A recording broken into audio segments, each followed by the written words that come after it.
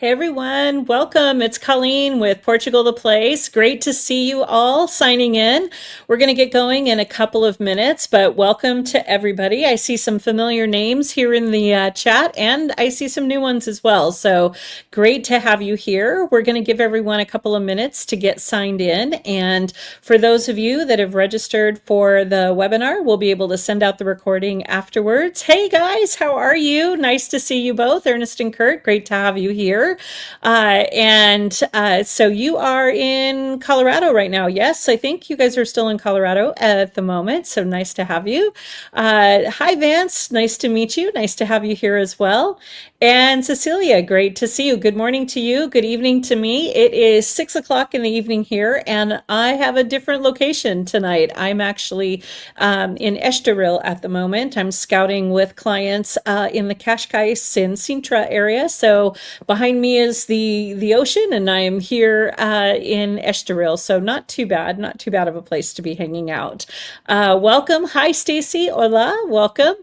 Great to have you here as well. Hello, Heather. Nice to see you. Wow, we have Colorado well represented here. So great to have you at Go Broncos. So Vance is either in Colorado or very excited about Colorado. So what's going on? Is this a Colorado webinar tonight? So yay, Colorado. Hey, Terry. Okay, so we've got Minnesota in the house. Great to see you, Terry. Thanks for joining us tonight.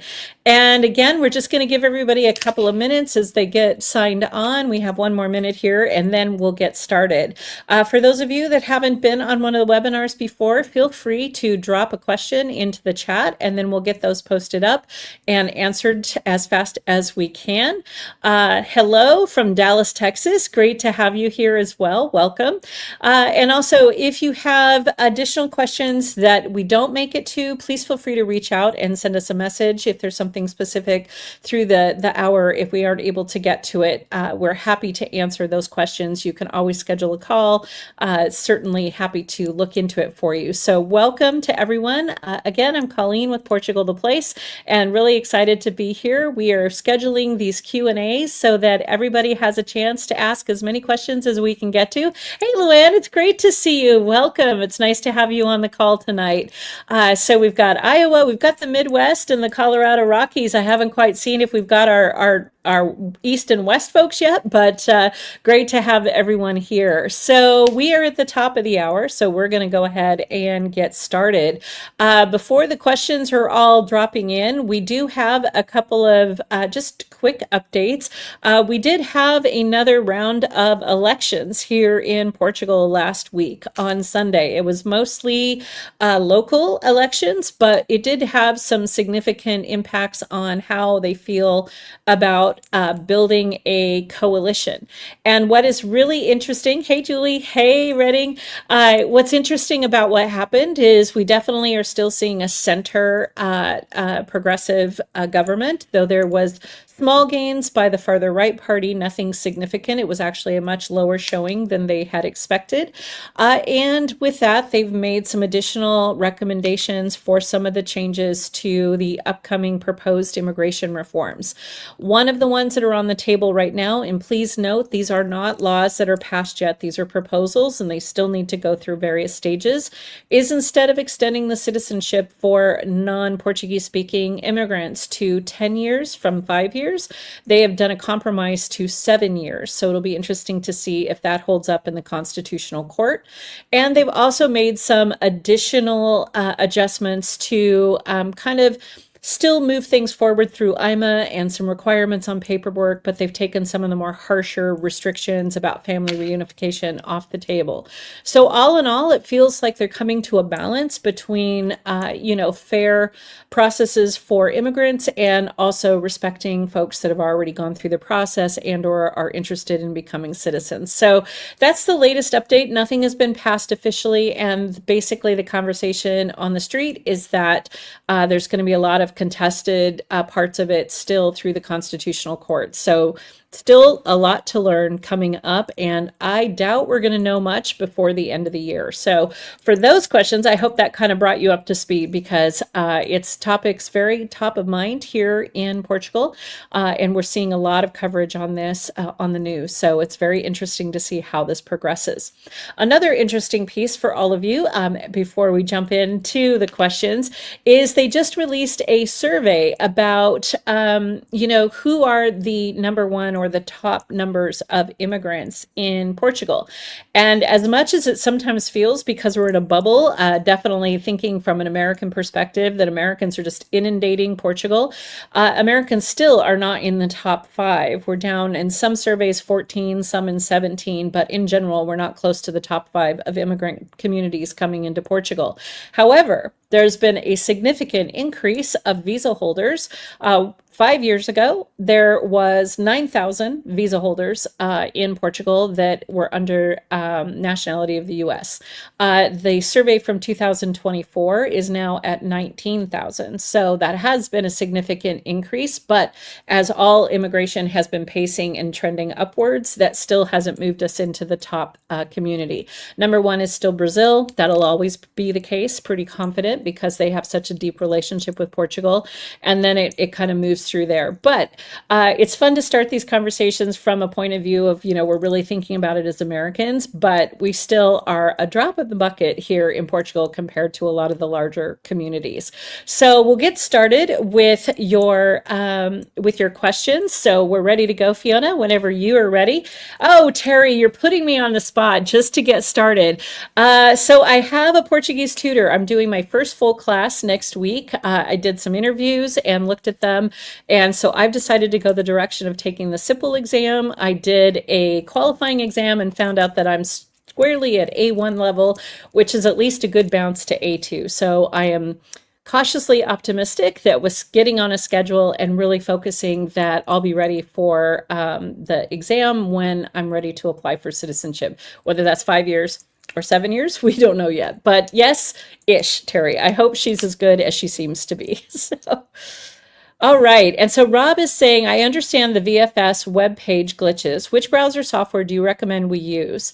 That's a great question. So it seems that Chrome has a lot of issues with VFS after a while, especially. The first couple times when you log in, it's okay, but it seems to have challenges for the long haul.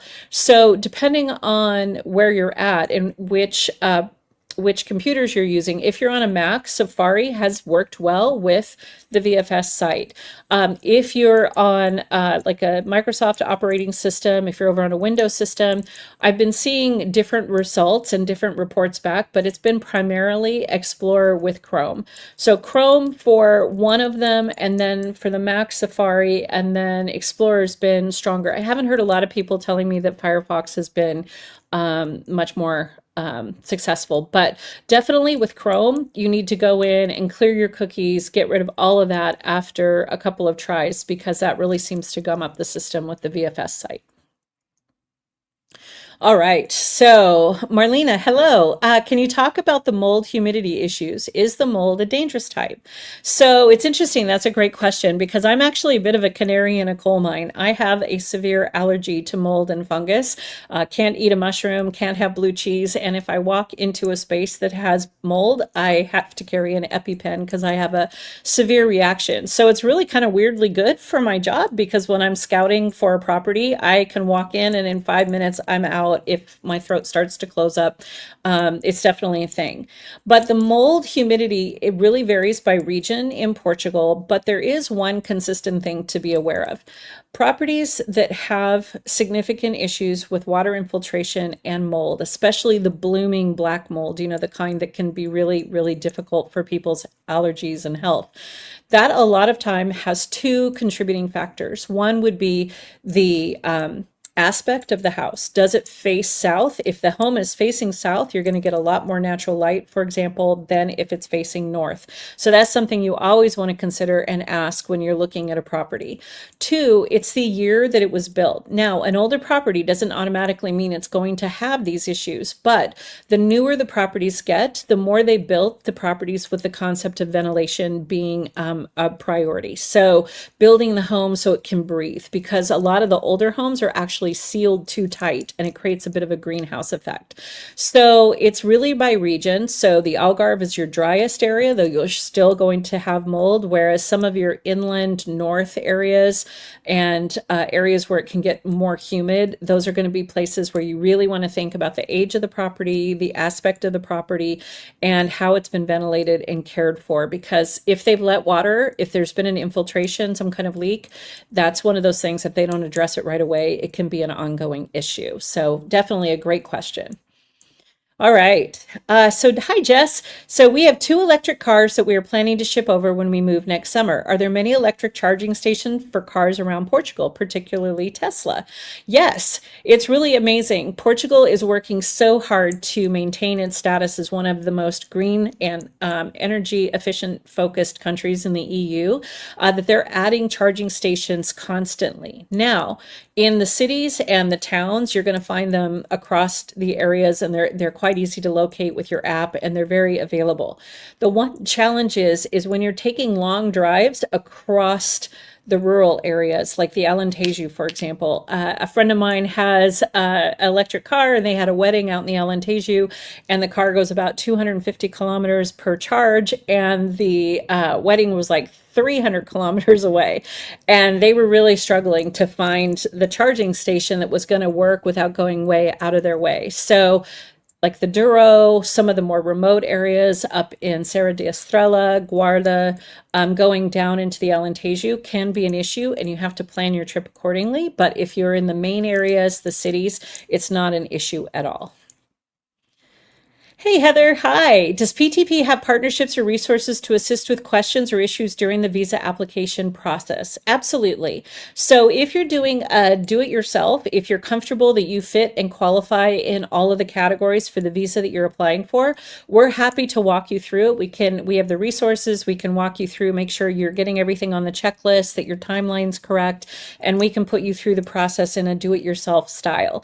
But we don't schedule the appointments, for example. You would be scheduling the appointments.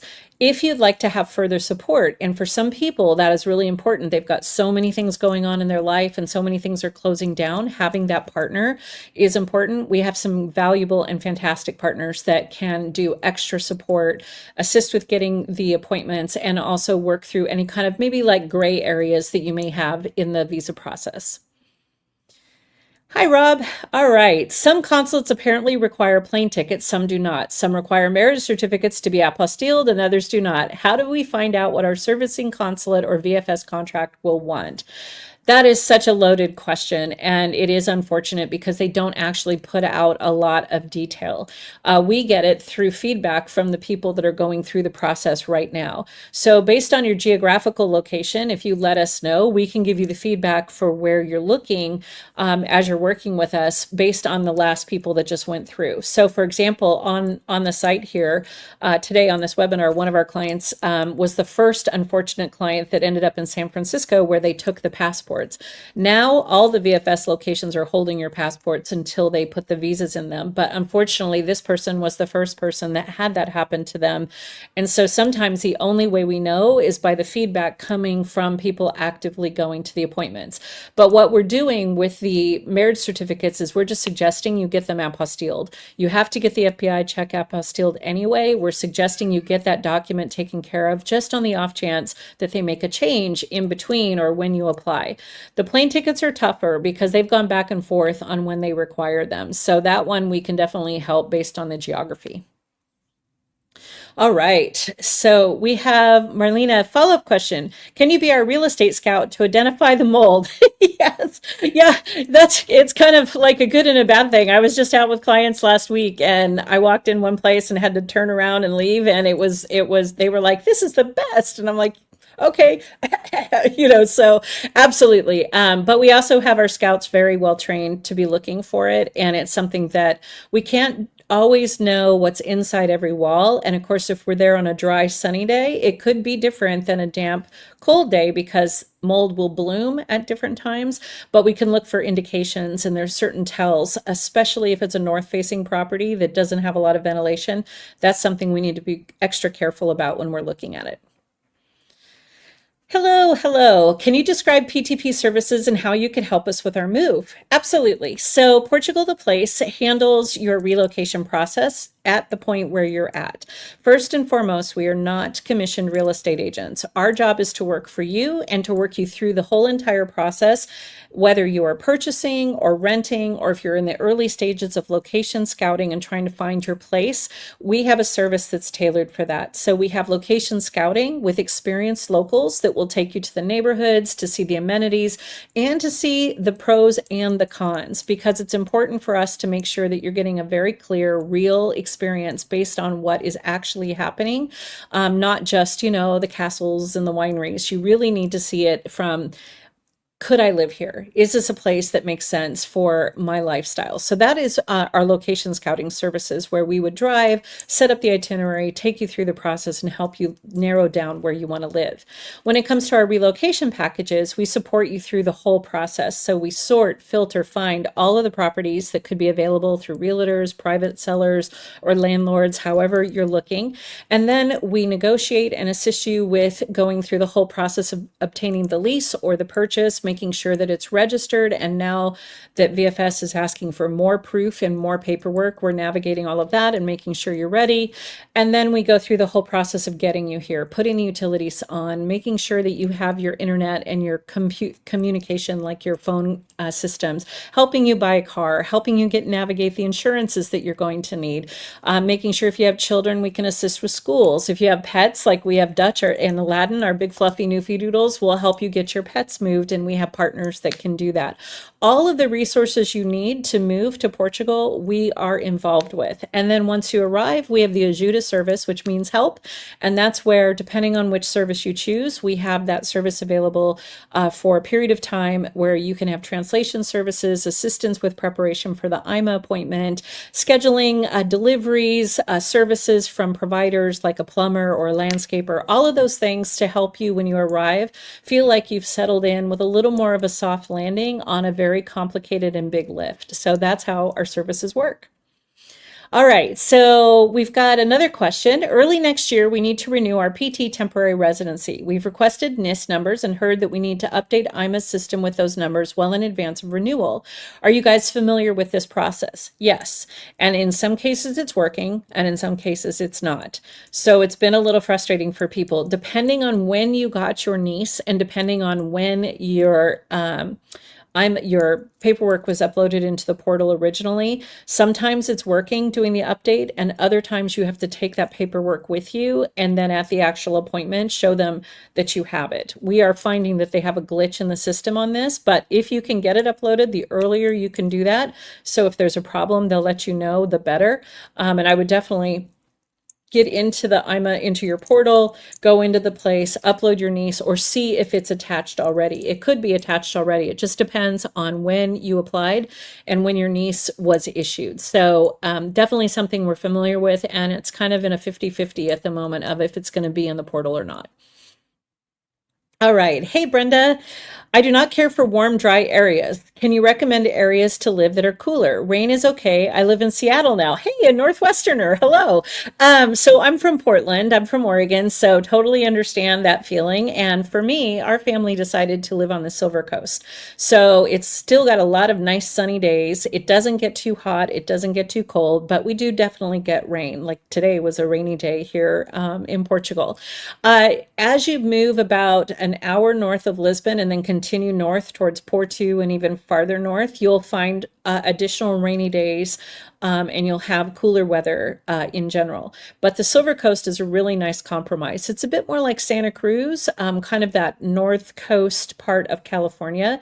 We've got more sun as far as sunny days than the dreary kind of gray days that we get in the Northwest, but it still has plenty of rain and seasons to make you feel like you're not in the heat of everything. And as someone that doesn't like really hot places either, it's really nice to know when it gets to be like 85, everyone's going, oh my gosh, this is such a hot day. So very rarely does it get over that. It doesn't get too cold or too hot. All right. So we have another question. We have our initial call with Clyde on Thursday. Is there anything you'd recommend we prepare prior to that call? Our scouting trip is scheduled for April 2026, and we want to make the most of the 3 weeks we'll be there. Just have everything that you want, like questions prepared. Clyde will be happy to go through those with you and answer as many as he can.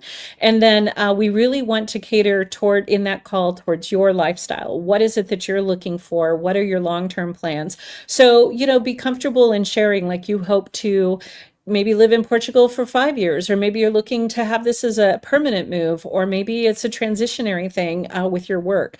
What your long-term goals are, as well as your short-term goals, will really help us understand what you would like to have happen when you're scouting and what you really want to achieve overall. All right. So Brenda is asking, is it reasonable to think we could buy a single family type home? I know people who live there, but they are all in flats. I have dogs or so would like some property for that and growing food. So we live in a single family home with our two dogs, and it's very common to look. The biggest thing is you just can't really be in the urban centers. So the centers of Lisbon, Porto, the more populated areas of the Algarve, Coimbra, Braga, they're going to be more townhomes, flats. It's urban density. But once you move out of those specific, really centered areas, depending on your budget, you can find a lot of standalone options with yards. Portuguese love to grow food. If you look at Portuguese yards, a lot of times instead of being filled with flowers, they're filled with like citrus trees and vegetable gardens because they really have a tradition of growing their own fruits and veggies. So it's very, very possible. But of course, budget will dictate what you can look at and how much land and the size of the property. All right. So Rob is asking, typically is unfurnished with or without appliances? If without, can you help us buy these items? Is rent to buy common in Portugal? Okay. So typically unfurnished doesn't mean without appliances. So in about 85% of the cases on a rental, you're going to get the built-in appliances with the kitchen. You may not get a washing machine and you may not get a refrigerator, but oftentimes you'll get a cooktop, you'll get an oven, the things that are built in. If it doesn't come with one or all of the appliances you need, we absolutely coordinate getting them. We can help you if you buy them on Facebook Marketplace. We can be your contact person and have them delivered and find someone to install them, or you can buy them new and we can coordinate, again, the delivery and the installation. So that's absolutely part of what we do. And then rent to buy is not common in Portugal. That's not a typical, I very rarely see that as an option in most cases. Not to say that it couldn't happen, but it's so far when people have looked into it, we really haven't found any option that worked when people have been looking. All right. And so once moved, do you provide a list of stores where to buy appliances, furniture? Absolutely. Actually, right now on our website, if you go to portugaltheplace.com, and thank you, Fiona, or Julie, thank you. We have a shopping link there that has all of the sites have been vetted, and you can order from those sites in the States and have them delivered in Portugal, or you can here in Portugal order and in many cases go into the stores. So absolutely. And when we do find one that people like, we add to this list as well. So these are tried and true and places that will be dependable that you can order from for sure. Thank you, Julie. All right. And regarding the marriage certificate for the VSF appointment, I take it we will only need to simply take a copy of our marriage certificate and have that copy notarized. So yes, so it's better if you get a certified copy ordered from the state that you were married in. That is going to be considered more valid. So you're going to take the certified copy and have that notarized. So that is going to be the best choice. Now, some people have just taken a copy of the one that they have and had it notarized, but a couple of times there's been some questions about, like, is this current, the most recent, updated from the state. So if you can and you have the time, I would suggest ordering a certified copy from the state and then take that and have that notarized. All right. So, hey, Rock, could you talk about the tax impact of retirees in Portugal? Do you guys offer assistance in regard of taxes, double taxation, and wealth taxes? So, I can speak to it in general terms, but we do not have a license to speak about taxes, so I have to be very careful here. This is an area that you have to have a specific cross-borders license to be able to speak to these questions. Now, we have fantastic partners that we can guide you to depending on your wealth, depending on your structure of your income. There's different specialists that can help you, but in general, there are double taxation treaties. There are ways to set up like Roth IRAs and capital gains to mitigate any kind of double taxation, and to be careful of some of those kind of wealth taxes. But you really have to ask these questions to the professionals that specialize in the cross borders, Portugal and the United States. They're not going to be free. These folks are not going to offer a free consultation. And so often we don't recommend you doing this till you're in the same year that you intend to move, because the tax laws change, things change. So you want to make sure they're usually somewhere between 300 to 500 euros for a consultation. They'll ask you for all your financial information, review it with you, and then give you a understanding of what your potential tax implications would be. But we really recommend you moving into that stage when you're more in the times that you're moving, because things could change and then you'd need to do another consultation. So it's really important that you use a cross-border specialist, and we have multiple ones we can refer you out to. All right. Hey, Jess, what do we need to have lined up to move our dog over with us? Okay, so as long as your dog is of a breed that is allowed, there are about 90% of all the breeds are fine. If you happen to have a Staffordshire Terrier or a Rottweiler, there's a couple of different dogs that need additional clearance from the vets. But in general, if you've got a dog that you're moving over, then you're going to go through a process with your vet to register the health certificate on an international electronic way. Most veterinarians in the US now are able to do that. You have to have rabies and the microchip within the 10-day period before they travel. You have to have documentation that shows that it's all up to date. Then you have your tickets booked for your flight. You need to know that they have a temperature requirement. So you cannot put a dog on a plane if the temperature is going to be over 82 degrees. So it's really important for folks that live in Arizona, California, Texas, some of these places, that you strategically plan your flight when you're looking at the best chance of having lower temperatures, because they will not board the plane. They will not bring the dog on if the tarmac is going to be above that temperature. You need to coordinate all of that, and then there'll be a vet inspection when you arrive in Portugal, and then you will get a pet passport for your dog, and you'll do an updated microchip with the new address and everything, and you'll be good to go. There's no quarantine time. There's nothing like that. It's just really coordinating that flight, especially if you're making a connecting flight. You really need to think about strategically when you're going to leave. Can you do a night flight so it's cooler in the middle of the night? It's just those things you really need to consider, and we can help you with that. All right. Hi, Renee. So do you have any updates on how booking appointments for the visa application process is going via the VFS appointments? It feels, and I'm going to like knock on wood if I had any, I'm in a Chrome hotel room, but if I had wood, I would knock on it, because it feels like it's gotten slightly better. But that's not to say that it's not still difficult to get the appointments, but it does seem like they've opened up a little bit. People are getting appointments quite a ways out. We have folks that have been able to get their appointments in January, for example, late January. So it's really important to be flexible. It's really important to check every day. It's really important to try to check as early in the morning as possible. And those things do work eventually, but it is frustrating, I know, if you don't see anything right away. But we are feeling like it's improved, certainly since the summer. The summer was a nightmare. All right. Let's see. Hi, Redding. So our situation is a bit unique, and we're investigating whether to bring an aging and dependent parent with us. Since you have other dependent services, would PTP be able to help us locate assisted living facilities? Absolutely. So I brought my 83-year-old father with me when we moved, and he had 3 fantastic years here with us before he passed away. And we personally went through a lot of different support services. He lived with us, but we definitely needed different support at different times. times. Now, in Portugal, they don't have as many assisted living facilities as what you would see in another country like in the US.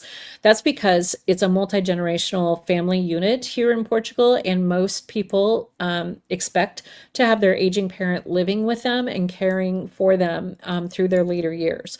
Now, that's not to say that there aren't assisted living facilities. It depends on the person's health and situation. But it's oftentimes more convenient and easier to find an in-home healthcare person to take care of those person's needs than finding a facility. So it's definitely something, Reading, we would be happy to talk with you about, walk you through the pros and cons. But assisted living facilities are not as readily available, and they're not like independent living. They don't really have that level. It's usually up to the level of like dementia care or full-on nursing home type of care. It's a little different than what it is in the States. Hey, Clea, your visa was granted October 3rd. Congratulations. My passport came back with an AIMA appointment for next September. Yes, I've heard of a couple people going online once in PT and able to get a sooner appointment. Do you know anything about this? Wondering if I risk losing my current appointment if I go online to try to get a sooner one. So, yes, I've heard excuse me. Yes, I've heard people have gone and tried to do that. I've heard of a couple success stories, but I've also seen a couple people that lost their appointment totally. So it is a risk. It depends on the timing when you go. There's no way to know if you're going to lose your appointment, because when you go in, you have to say you want to do a new appointment. It's like a step by step, and you could inadvertently cancel your appointment. So I know it's frustrating. We're seeing people that are pushed out to September. We've seen this now that they're assigning appointments, but they're quite a ways out. If you lose your appointment, then you're going to be on a speed dial trying to get an appointment again, and it may end up being later than that September appointment. But yes, I've seen a couple people that successfully got it earlier. It's just there's no rhyme or reason, and it's definitely something you need to be prepared to maybe have to start looking for one if you end up canceling it by accident. All right. All right, we're debating with shipping a small container with things like stainless steel pots, a relax the back chair, artwork, and sewing machine. Would you recommend shipping any of these ideas to avoid the added cost of replacing them? So it's really important to bring what makes you happy. And so there really isn't any right or wrong thing to bring. And so absolutely stainless steel pots, if those are things that you really enjoy and they make you feel homey, for sure, bring them. The one thing you have to be careful of is when things plug in. So now some sewing machines have universal power, and you can switch out the plug and you can have a European plug for your sewing machine, but you really need to check the age and the adaptability because even running them on transformers or converters, at a certain point, those engines will burn out. They'll go out faster. The chair, it depends on if it plugs in, and again, if it has a universal. So the only thing that we really advise being careful of is the electronics and things that plug in, because those are the things that are not going to convert easily. If you have tools, power tools, things like that, those can be harder to replace here. And oftentimes those have universal charging packs, things that you can switch out the battery or the charger. And those for sure, bring those. Just be careful of things that plug in, because sometimes it's not worth the wait, because when you get here, the conversion can be difficult. All right. So once our family has moved over, what is the best way to meet other families with kids in the same age besides through school? Do you have a PTP database of people that have relocated? Yes, actually, we have a community from PTP where we have a whole group on WhatsApp, and then it's subdivided into areas, and we have a PTP family group just set up for that, so that you can meet, you can talk, you can connect. They do swim dates, they have conversations about school, they kind of just, help each other. Those that have gone before you will definitely have some great sage advice to move you through. So that's one of the things we're really proud of, is building that community and connecting people. So for sure, once you have chosen your home and we know where you live, then that's part of what we do. We get you into those groups so you can connect and meet other folks. All right. I didn't see on your website what I would need to do to get started working with you or what the fee structure was for P2P services. Could you discuss here or tell me how to find this?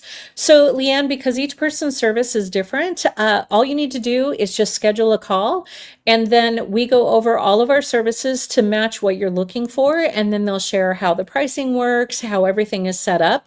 And so on the website, it says, let's talk or schedule a meeting, depends on which one you want to do. Either you can email us with your questions before you schedule a meeting, and then they can answer anything very specific.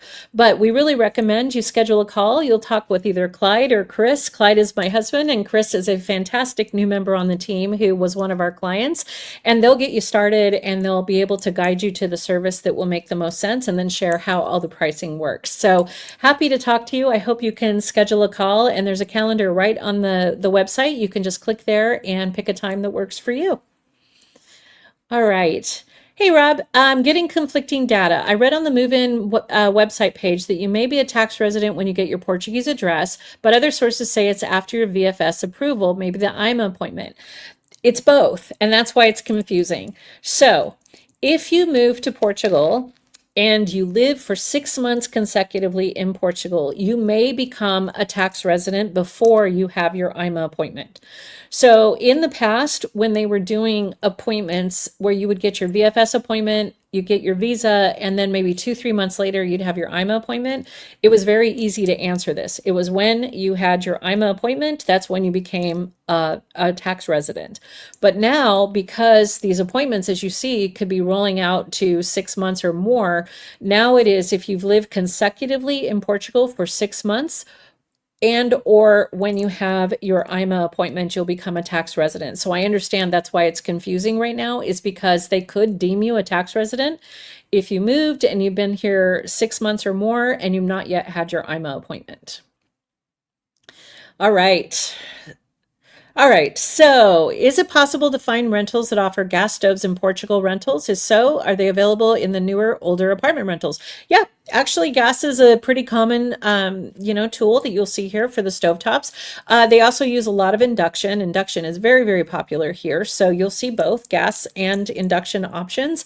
And sometimes the gas is actually not natural gas; it's propane that's being run by tanks that are outside of the building in the older apartments, and more the newer apartments are hooked up to natural gas that's running off of city lines. But it's common. You'll see it in both ways.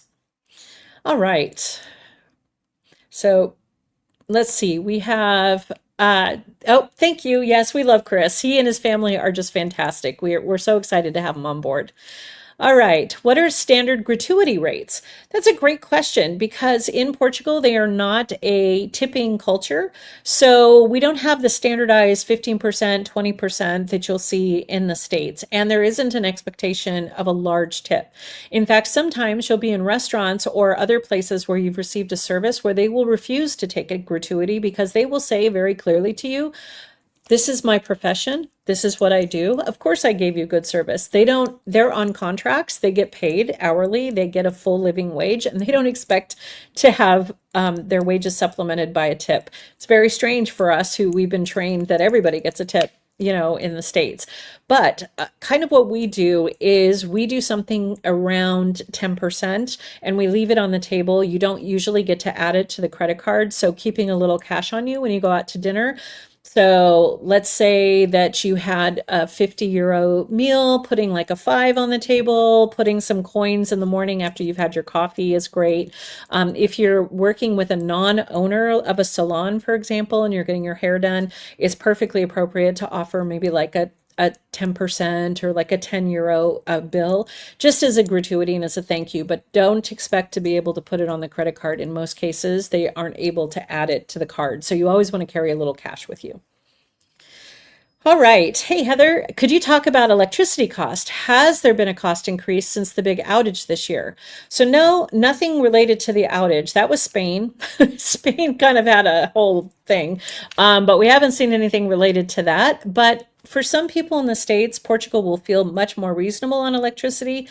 like those of us that come from the West Coast, especially California, Oregon, Washington, that have some of the highest electricity costs, electricity in Portugal feels pretty reasonable. But for those of you coming from Texas or Iowa, the Midwest, it may feel like it's more expensive. It really does depend on where you're coming from.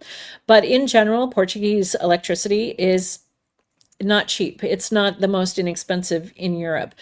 So that's something to be prepared for. An average is really hard to give because it depends on how your house is, your aspect, if you get natural light, how warm it is, if you've got AC running, if it's a family with kids that are taking showers all the time, how it's all set up. So it's really hard to give an average, but you can expect in a 3-bedroom, 2-bath apartment that is running on electricity, that is just 2 people, it's pretty reasonable and typical to expect somewhere between 65 and 150 a month, depending on how much you're going to use it and if you have AC running, because that's going to be the real kicker on if that's going to add to your electric bill.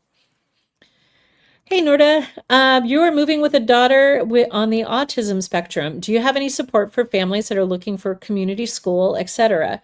Absolutely. We actually have quite a few clients that are moving with children that are looking for this kind of support. So this is something that's asked quite a bit. We're very comfortable with working with you through this, and it really depends on where they are, on what is going to be a good fit. Some areas have more support than others. We have to be really aware of which schools are set up to facilitate both the language change and the curriculum change, and then any additional concerns or support that your child will need. So it's very much a conversation we like to start early and really talk about areas, what you're looking, what your budget, what their level of education support is, and then can have a really realistic conversation if what you're hoping for and what you're looking for is possible in Portugal. All right. So we've got a question here. Is it true that banks want to cap a loan term to the time that a borrower is 70 to 75 years old? In other words, only a 15-year loan for a borrower who is 60 years old. Absolutely. So mortgages are age rated in Portugal. And so they will give you a mortgage from the oldest person in the relationship to 76 years old. So depending on when you come into that, if you're married and one of you is 50 and the other one is 65, it'll be based off of the 65-year-old in the relationship. So that is something that is a significant difference from the States, where they do not do 20 or 30-year type of loans. So it is age rated. That is absolutely that you can depend on. All right. And whoops, sorry, there we go. Does owning a house in Portugal for more than 6 months prior to the move create a tax residency situation? No. You have to literally be residing here. And what that means is you have to have had your first VFS appointment. The visa needs to be approved, and you need to have moved under that visa that's been approved and then registered your address in Portugal. And then that clock starts ticking for that 6 months that they're talking about. But for example, if you come here now and you buy a property and you don't intend to live here for a couple of years and it's an investment, that's absolutely fine. Buying property does not reflect your tax residency. It's just when you apply for that visa and when you physically move here. All right. And Rob is asking, does the FBI report need to be dated within 30 days of the VFS appointment, or does it need to be apostilled within 30 days of the VFS? Can I just delay getting it apostilled? If I exceed the time, can I just make a copy of the report and get it apostilled again, or must I get another from the FBI? Unfortunately, you'd have to get another one from the FBI, and you need to have it apostilled and have that report within about 6 weeks of your VFS appointment, because what they're doing is they're looking at the validity of that report after your appointment. So it's very likely that your packet will go from that appointment and sit on someone's desk for 30, 60 days, maybe 90 days before it's reviewed. So the closer you can get that paperwork to show valid, the better chance you'll have on the other end that it won't expire. So it's really important that you time both of those as close as you can to be comfortable, and be aware that if it does expire, you're going to have to do it all over again.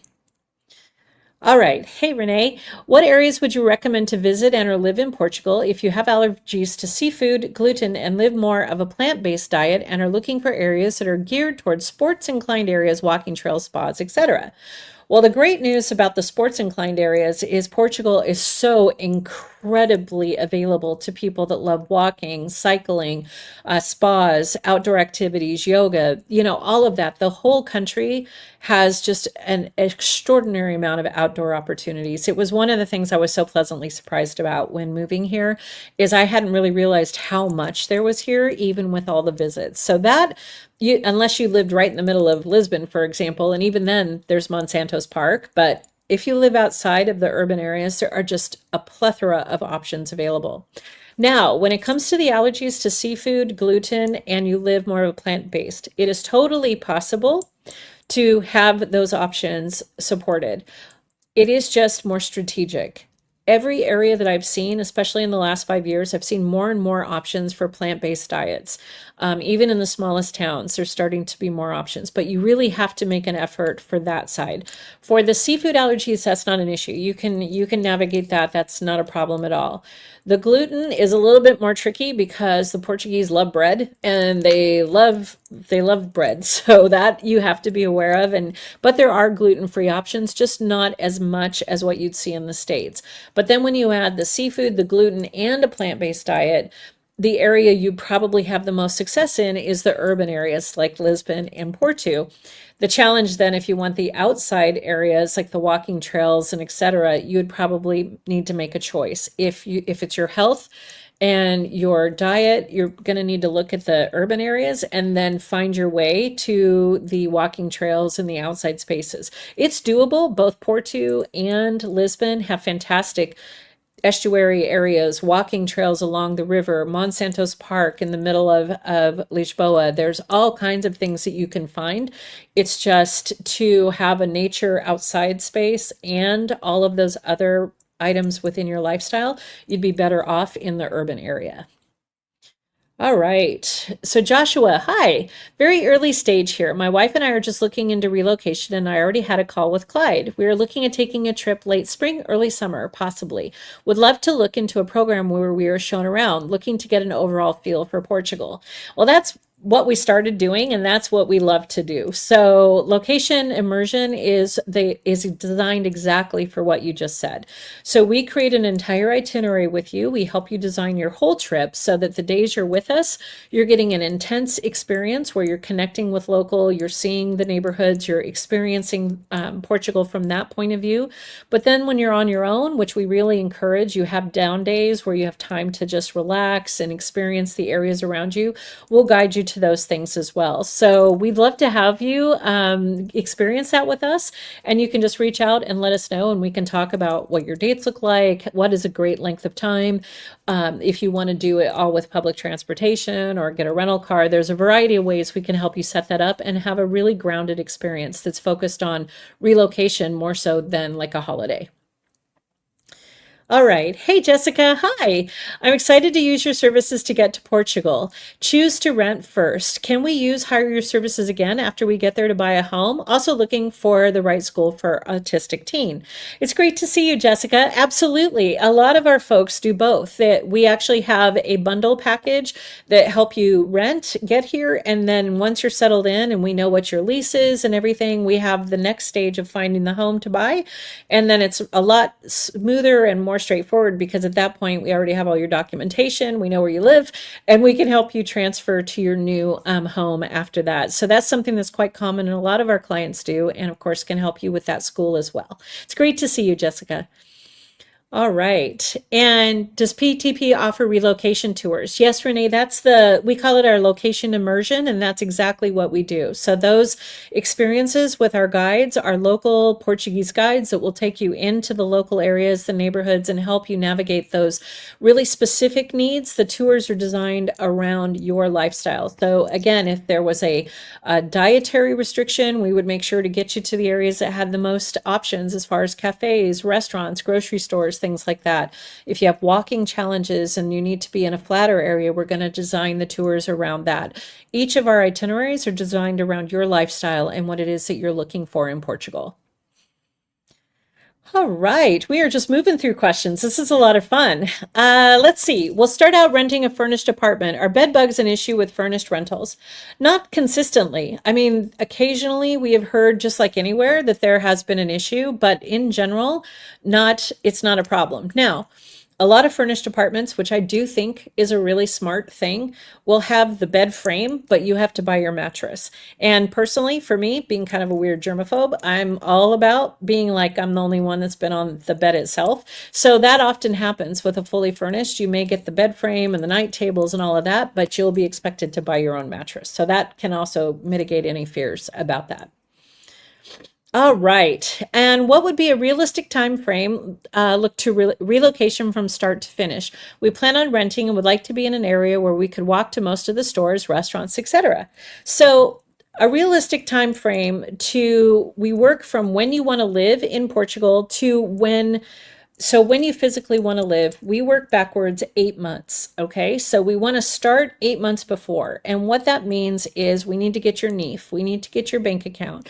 We need to make sure that we've settled on a location that is what you're targeting. If you have children, the schools, we need to time it with the schools. If you are looking to rent, then we need right now, we used to be able to do it in about 6 weeks. Now we're adding 8 weeks to 10 weeks before your visa appointment because they've added a lot of extra paperwork that we need to make sure that we can secure before your appointment. So we're working back that way because once you've had your visa appointment, then we need to allow for about 3 to 4 months for that visa to be approved. So we're working backwards from the time you want to physically live in Portugal, working backwards about 8 months, starting all of the initial processes and then planning that around the 4 month mark, that's right where your visa appointment would be, and then give yourself 4 months for the approval. All right. Okay. Hi, Brenda. I may bring my adult developmentally disabled sister. Are there services such as community centers, group homes, shared living for her? She will not be able to speak the language. So it's interesting because there are and there are not, but they are going to be focused. The ones that exist would be Portuguese. They're not going to have English-based centers like that. Now, they will have, there are community centers, and they might have some English speakers that are there that could interact, but that would be a case by case depending on where the center is and how many immigrants are in the area. But in general, those centers are going to be all centered on Portuguese.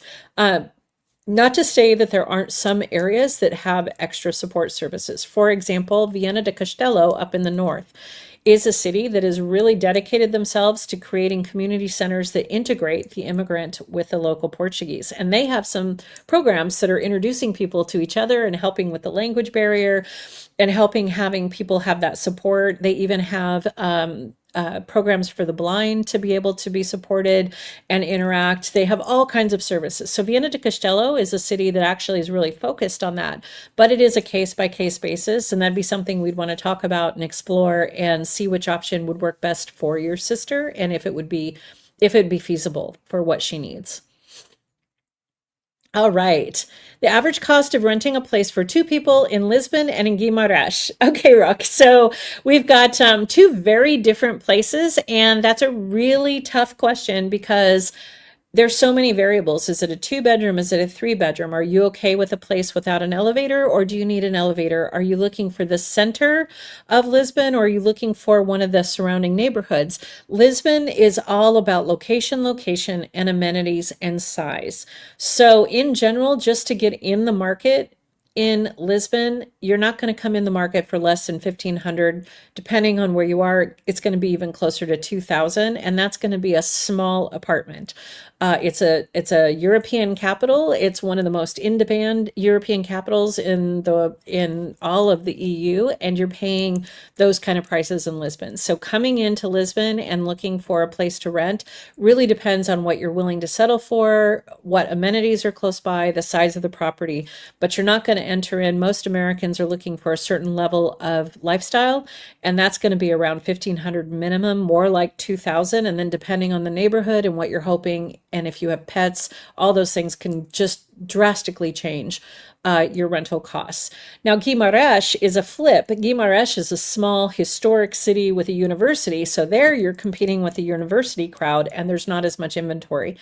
And so in Guimarães, again, it depends on what you're looking for and what you're willing to pay. You may be able to come in less, more around the 1,000 to 1,700. again, not knowing what you're looking for, what you need, what your setup is for your family. But inventory is really tough in Guimarães. Braga, on the other hand, which isn't very far away, Braga has more inventory and may have more options at a more budget-friendly cost. So everything there depends on what you need and what you're looking for and what you're willing to have as a compromise or in your lifestyle. So that's where I would really suggest you have a call and we talk it through, because we can get into very specific details once we know what your expectations are. All right. Hey, Terry, what are you seeing for T0 and T1 rental availability? I do know it will depend on location. So T0s are not very common. Actually, T0s and T1s are not very common. That's not a lot of builders just haven't built those, except for in Lisbon itself. So outside of Lisbon, oftentimes a T1 and a T2 are very similar in cost. So this is a tough question, Terry. I would really encourage you to give us a holler and we can go over like where specifically you're looking, because in Lisbon, we've seen T0s go for as much as 2,000 a month. If it's in the middle of Principal Real and right off of one of the parks and has an amazing view, we've seen them as expensive as like a 3-bedroom apartment that's in one of the outer neighborhoods. So location really dictates the price on those types of properties. All right. So Leanne is saying, how is the quality of healthcare in Portugal, and is it primarily available only in the large cities if you had a serious problem arise? Also, can you describe how the public versus private systems work, or what we would need to buy in the way of insurance? Absolutely. So I have had the unfortunate or fortunate experience of going through surgical procedure in the private system. And as I said earlier, my father went through his health crisis and passed away here in Portugal. And we had a combination of experiences in the public system and in the private system. Also, along with so many different clients that we've supported through a variety of situations, I'm very comfortable with this conversation. So in my opinion, in my lived experience, the Portuguese health system has so many positives going for it, and I haven't found the wait times any longer than what it takes to get a doctor in the States. Now, that being said, there is a drastic difference between the private and the public experience. Number one, the private being the amount of English-speaking doctors, the amount of doctors and support staff, which is just as important, your nurses, all of the receptionists, all of that.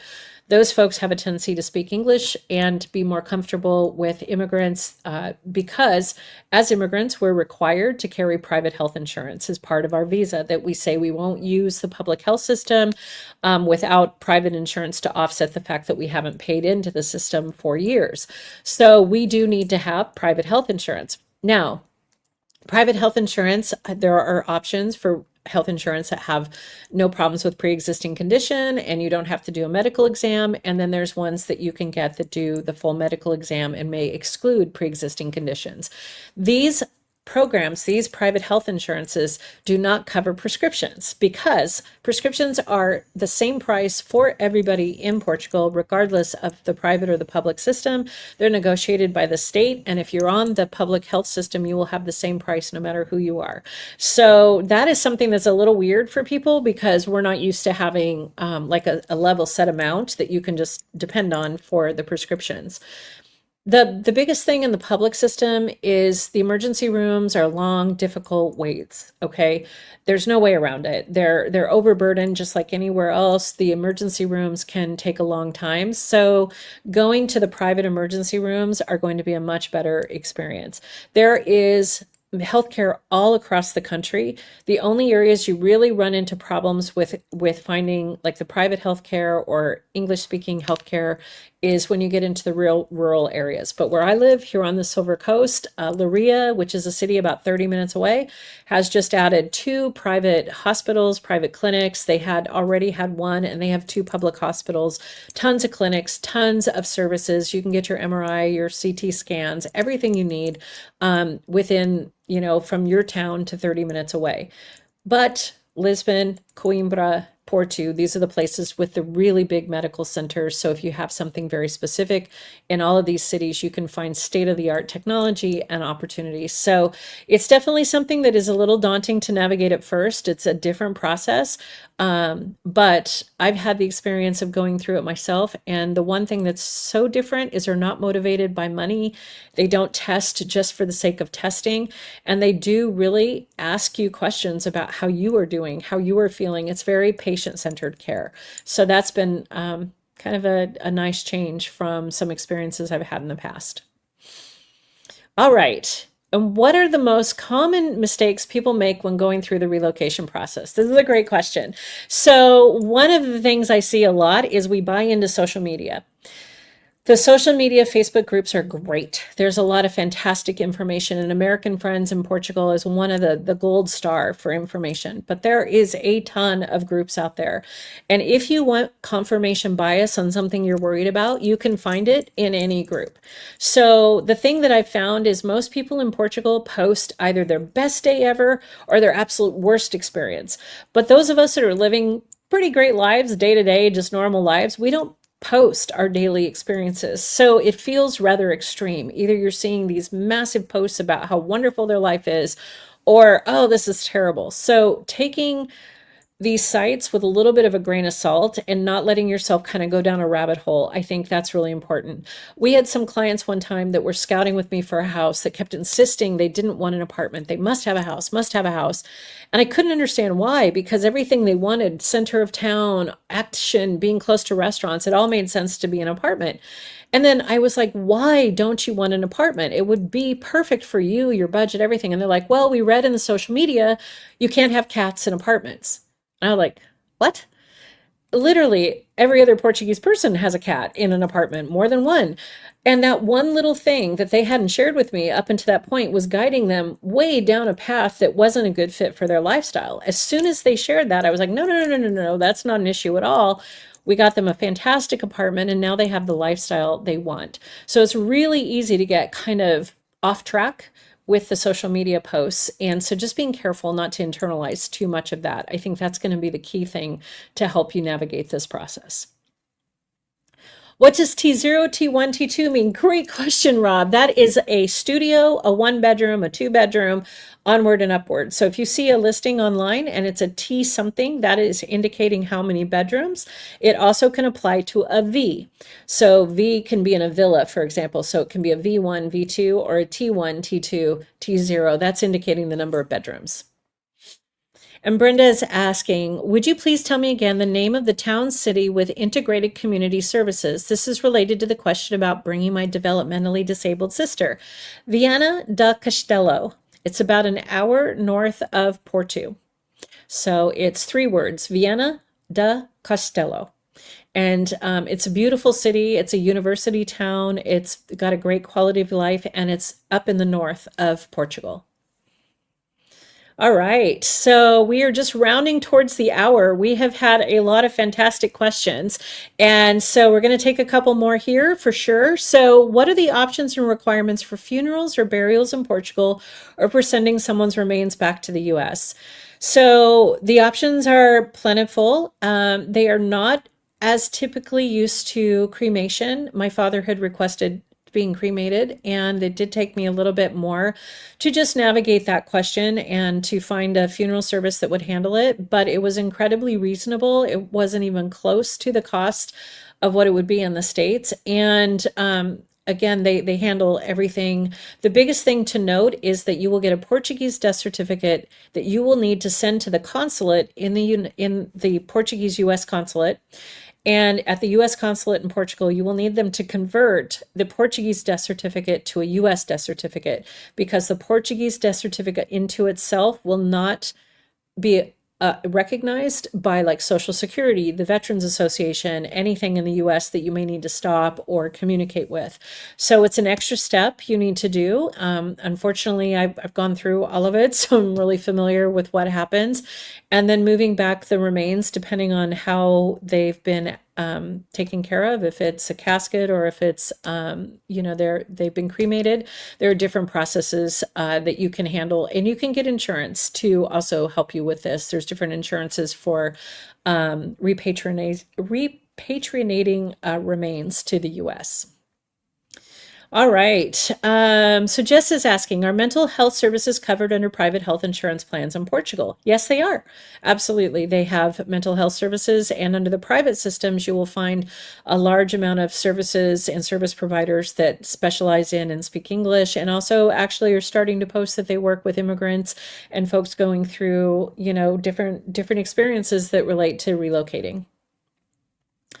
Okay, last question. Here we are. So, what do we have here? Fiona, you've been doing a great job. Thank you for posting up all of the questions. So, we are again rounding here to the top. And so, if you have anything again that you didn't feel that was answered, or you want to speak more one-on-one, please feel free to schedule a call, a meeting with us. You can go right to our website at portugaltheplace.com, and you can go in and schedule a meeting, or you can contact us to be able to get that time set aside.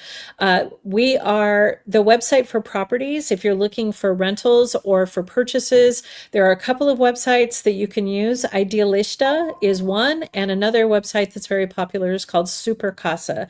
Those are two that have listings. A lot of times we are not using those sites. We use additional resources because, unfortunately, in a lot of those cases, once they've gone up on those sites, they don't always take them down. So a lot of that stuff can be gone or long out of the market, but it is a good place to look and see and start to get an idea of what prices are and what's available. But yes, Idealista and Super Casa. You're welcome. Thank you.